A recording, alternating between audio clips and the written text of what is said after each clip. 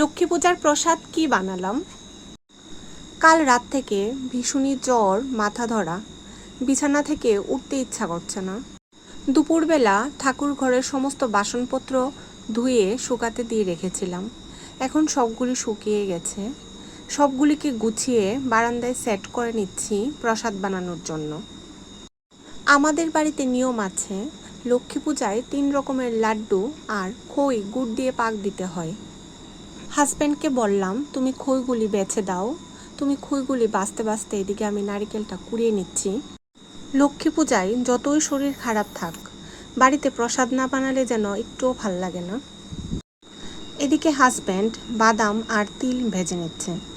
আমাদের বাড়িতে লক্ষ্মী পূজায় সাধারণত তিলের লাড্ডু, বাদামের লাড্ডু আর নারিকেলের লাড্ডুই হয়। এখন আমি নারিকেলের লাড্ডু বানিয়ে নিচ্ছি। নারিকেল আর গুড় একসঙ্গে দিয়ে দিয়েছি। গুড়টা গলে যখন আঠা আঠা হয়ে যাবে তখন নামিয়ে লাড্ডু বানিয়ে নেব।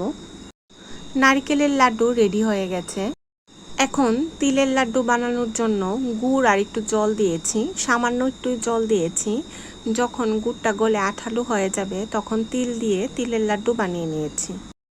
সেমভাবে বাদামের লাড্ডুও বানিয়ে নিয়েছি। বাদামটা ভেজে একটু ভেঙে নিয়েছিলাম। আর এদিকে আমার খইয়ের পাকও হয়ে গেছে।